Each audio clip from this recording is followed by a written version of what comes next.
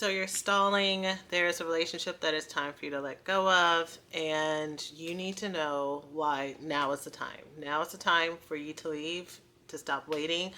Let's talk about it. Let's talk about the three things you need to get over that hump. So one of the first things that I think is important to know is that when you are trying to fix someone who doesn't want to be fixed or doesn't think that there's a problem, or they are dragging their feet and sabotaging the progress, you are wasting your time.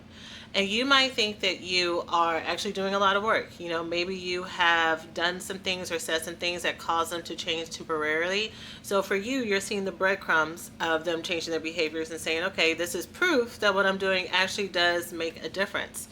But that's part of the issue, is probably in your past, breadcrumbing has been normalized to you. People making small, maybe insignificant changes where it seems like they're going one step forward, but actually they're going 6 steps back, and they're bringing you back with them. Over time, even though they're making these insignificant, but in the moment it may feel like it's like a little momentary sense of relief for you. Even though they're making these smaller changes, they're actually helping to normalize the under-deserving treatment that you're receiving, right? And so you're getting used to less. You know, there's a graph that, oh gosh, I don't think I can figure out. If I can figure out how to superimpose it here, I will. But I remember seeing a video where this guy is explaining to his sister how she was dating this guy where this is the level for acceptable treatment. He came in with this level of acceptable treatment. And then so she's already down here, and then he like does even less. And so when he starts to slip on the bottom of the barrel, even less than bottom of the barrel treatment that he was giving her, and so you started to slip, and then she would threaten, she would push, she would cajole to get him to be back here.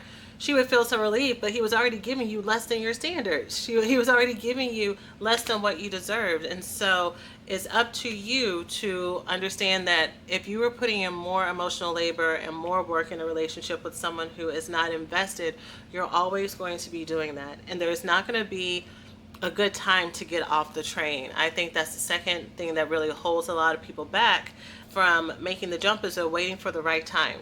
They're waiting for the person's parents to no longer be sick. They're waiting for them to get through their degree plan. They're waiting for the tough time in their job to be over.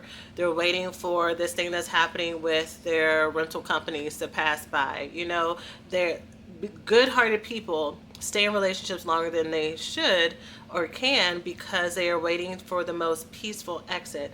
But chances are, if you are in a relationship that's caused you to click on this video, chances are the relationship is already very emotionally neglectful. You may have your self-esteem be dipping a lot, if not non-existent at this point. You may be having some very severe symptoms of depression, of anxiety, of high stress that may be affecting your body and causing bodily symptoms. And you're going to continue to sacrifice yourself for this relationship that's destroying you on every single aspects of your life, mentally, emotionally, physically, sexually, maybe financially, maybe for some of you, right?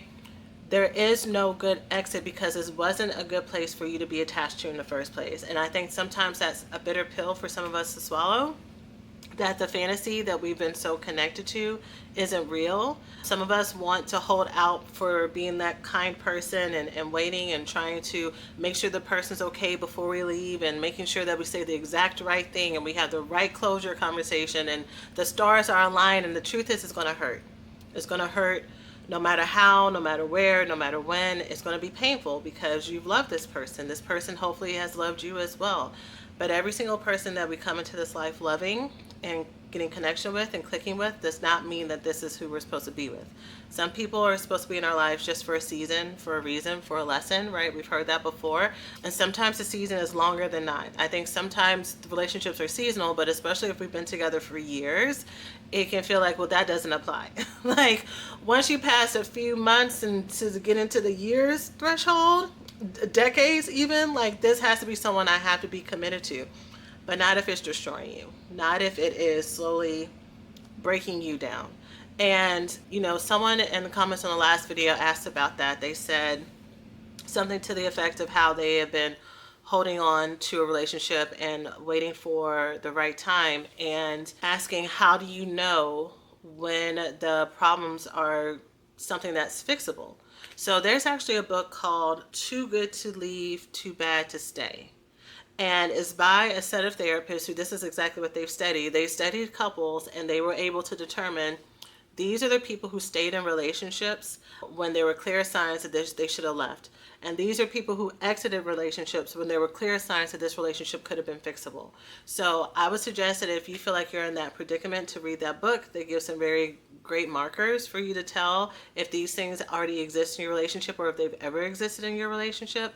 But again, I think many of us, what has been norm to us is struggle of, whether or not it's a childhood trauma we experienced, we watched, what's been normalized to us on social media, on popular culture. I mean, how many TV shows, movies, books show a happy couple? A happy couple that truly enjoy themselves, that are friends, where there is no up and down and drama or intrigue of other people coming in and, hours and days of not talking, and the buffoon of the husband who is so emotionally checked out and then has weaponized incompetence, and then the disgruntled wife that is so neglected and forlorn and all that. Like, these are the examples that we have, the Real Housewives and all the things on reality TV, people going out really committed for love only to get people who are playing games on the other side. So we don't really have these examples, but we get to choose. We get to say that these messages and these things that people put out, it doesn't have to be my truth. And so you get to decide, as soon as you decide to make this jump, that this is not going to be your truth anymore. And you get to go ahead and make that change. And the last reason for you to make this change is because you are doing this for the people who are coming after you. Whether or not this is the children that you will have or currently have, whether or not these are the people around you that are watching you. I just said the images that we've seen before. Sometimes the images that we've seen are our peers, our people in our friend group, our cousins, people in our community. And other people will watch to see what's normal. What is this typical couple conflict? Is this typical couple distress? And you get to set the stage to show, you get to choose what type of access you allow people. You get to have standards. You get to say, my heart and my life and my values are to be cherished and to be protected. I wrote a book. In fact, I have it right here. I was just making a video about it. It's called How to Pick Partners for Love Addicts. And one of the things that I talk about in this book is I talk about a scale for availability. And I talk about how there's different levels of access that we should allow people to have access to us based on how they are showing up in our life. So there are some people who meet all the markers that they qualify to be our best friends, our lovers, our partners. Then there are some people who, how they're showing up, they can qualify to be our close friends. Then there's casual friends. Then there's just acquaintances. Then there's people who are strangers, right? So I call it stranger danger in the book. So people who we may know, we may hang out with, we may, have lunch together, know each other's kids' names, but really they're showing up so little, they're so elusive or so distrustful, whatever it may be. These are people that are really strangers, people who we don't even really know. And then we have levels of people who are dangerous, who are predators and things like that. And think sometimes we want to give full access to everybody, especially if we tend to be kind-hearted, loving people, or we go between the two extremes of, I'm going to trust everyone too much, or I'm not going to trust nobody at all. And you get to come with wisdom and with balance, and to teach other people after you, and also teach yourself that you get to be open to love, and you get to call in love and relationships that are safe for you, that feel good for you, that nourish you, and that you don't have to deny yourself. You don't have to hang out with people that are boring to you. You don't have to swallow your pride and become passive to just get along with people. You get to have everything that you want, but it starts with you owning it, and it starts with you clearing out the relationships that are taking up space in your life. Okay?